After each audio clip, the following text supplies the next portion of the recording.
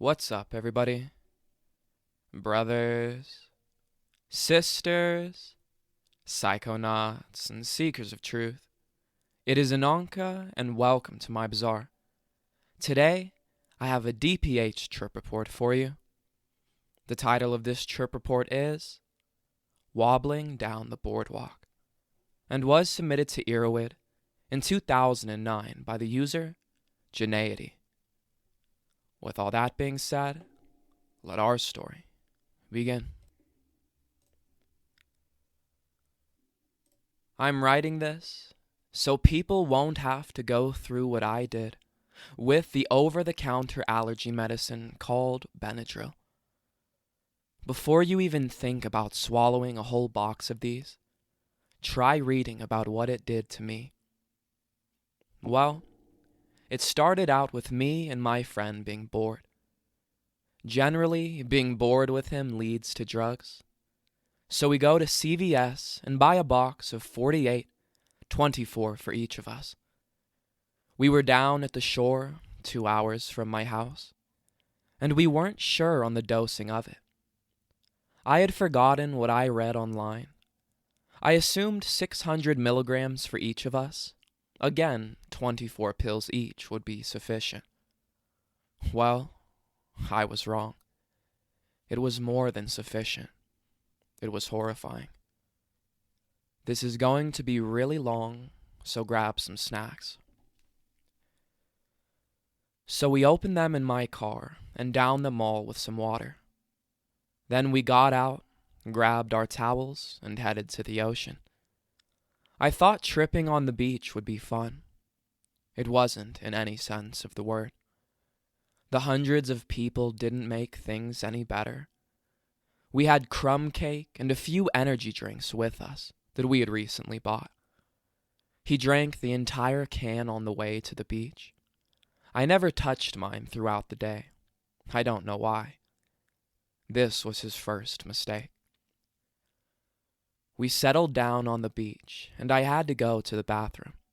So I got up and started walking towards it. This is where the Benadryl hits me out of nowhere. All of a sudden, it feels like the gravity was turned up 10 times. I got used to it pretty quickly and continued to the bathroom.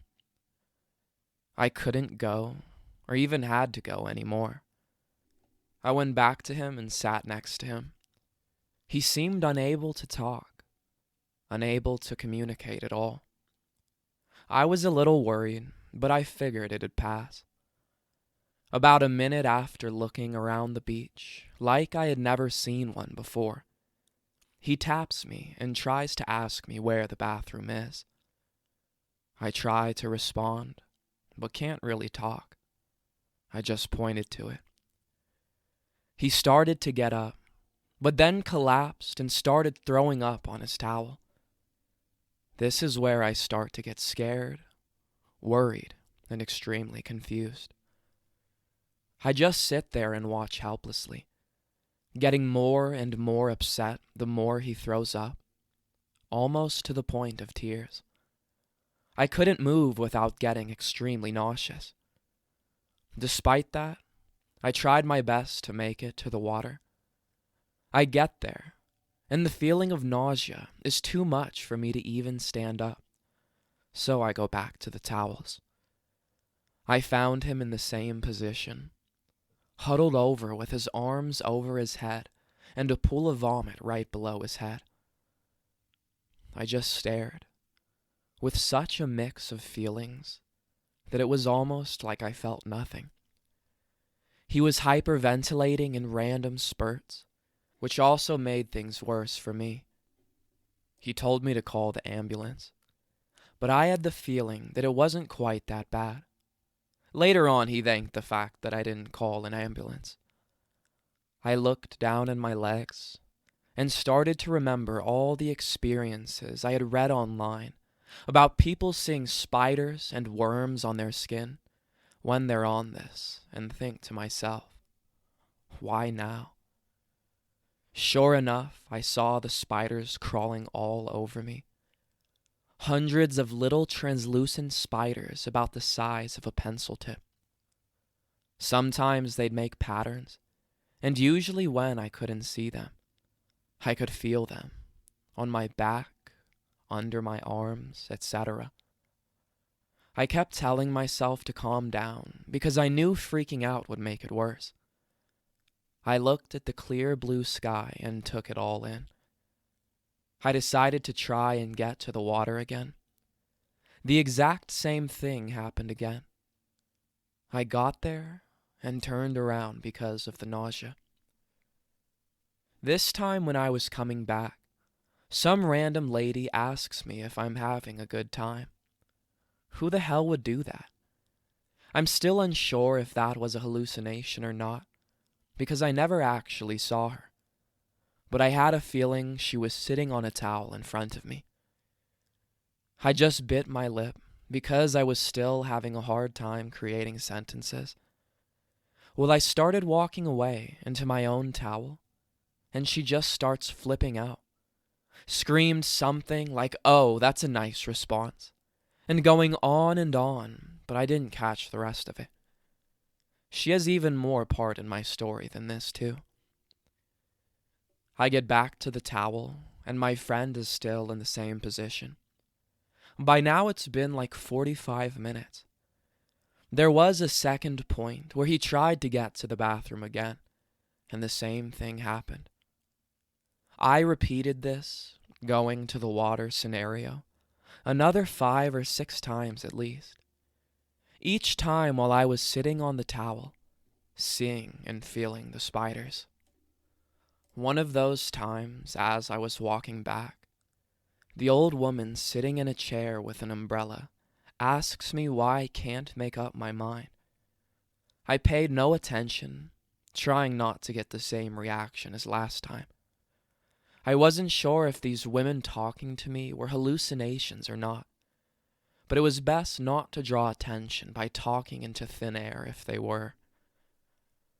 Eventually, I mustered up the concentration and strength to go up to the boardwalk and walk around. I invited my friend to come along.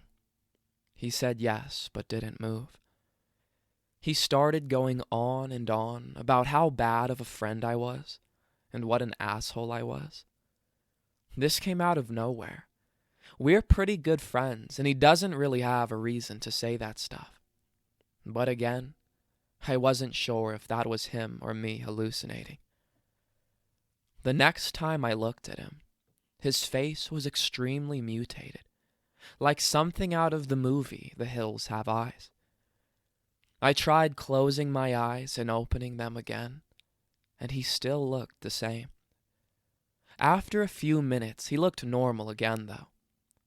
I asked him again after sitting there for 10 minutes, and he just gave me some money, so I decided to go alone. I could not, for the life of me, walk in a straight line. I would drift back and forth as I was walking. This was probably the worst thing I could have done in this situation. People are cold and relentless when they think they are right. This experience on Benadryl wouldn't have been as bad if it wasn't for the people I had to deal with.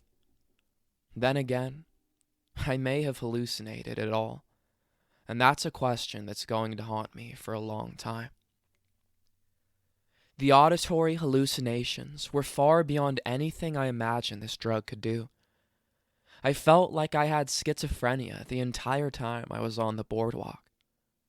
It was very unsettling. There wasn't a point on the boardwalk, of all the time I was on it, that someone wasn't yelling my name. They were extremely convincing. I'd turn around and find no one or 2 people talking to each other. It was always a friend of mine, a group of friends, or my own mother of the voices I was hearing. There were far too many of these to go through them all, but there were a few that were extremely confusing to me. At one point, I heard my friend, the one who was laying on the beach, run up behind me and start talking to me. And if I didn't pay attention, he would start screaming my name and start chasing after me. It was only when I turned around that it would all cease, Eventually, I learned to look at the ground and look for a shadow behind me, and if I didn't see one, I would ignore it. The ones where my mom was angrily yelling my name were extremely hard to ignore, but I knew if I turned around, there'd be nothing. As I got to the end of the boardwalk, I heard a group of 19-year-old boys saying something like, "Yeah, look at you wobbling down the boardwalk." This was pretty creepy because I couldn't, as with the rest of the auditory hallucinations, discern if it was real or not. About 2 minutes later, I heard an announcer to one of the boardwalk games say something like, "We've got great smoking devices here, for tobacco or anything else, and you might not want to wobble down the boardwalk, because that's a first-class ticket to get the cops' attention." After that crap, I decided I had had enough of the boardwalk. I continued walking after I got off the boardwalk into a parking lot, still hearing friends of mine trying to get my attention. I walked past an old man in a wheelchair, and when I got about 50 feet ahead of him, he tried asking me if I could help him in. I was assuming he meant into a car. Now, usually I'd help someone like that, but not today. I just continued to walk, confused and scared out of my mind, not understanding whether he was real or not. I got in my car, which I sat in for a bit. The lady that was flipping out on the beach flew past my car with someone driving and her in the passenger seat. She screamed some pretty nasty obscenities at me as they sped off. Then there was this guy walking down the street talking on a cell phone. He said, "Now, honey, he didn't know. It's not his fault." And a few other things that tried to relieve me. He wasn't anywhere near her car. I don't even know if her car made it down the street or disappeared. I was so lost. For the next 3 hours, I was looking for my friend nonstop. I was walking up and down the boardwalk, looking in arcades and stores, and going up and down from the beach and walking all over it, all the time still having people yelling my name, even people I didn't know, which made things even more difficult. One of the times I was down on the beach, I noticed a seagull with a kite string coming down, and about 6 inches about the sand, this insane purplish bat was whizzing through people with unmatched agility. It took me a bit to understand that that was the seagull's kite, which makes absolutely no sense. Eventually, the beach emptied down to 50 or 60 people, which made him easy to spot. I walked up to him, unsure if he would disappear before I got to him. I sat next to his head. He was looking into infinity. He was just staring straight across the beach. We talked a little, not much though. I got him up and we walked back to my car, talking of our experiences and a bit of other random things. We got to my car, and that's pretty much the end of all hallucinations. Although, while in the car, I did see the spiders a bit more.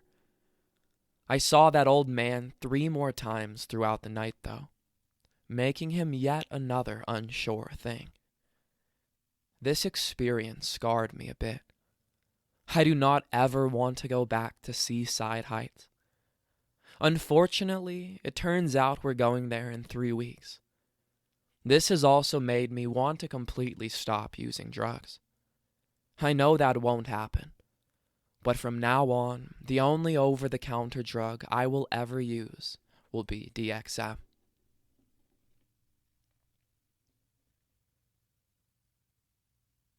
Alright, everyone.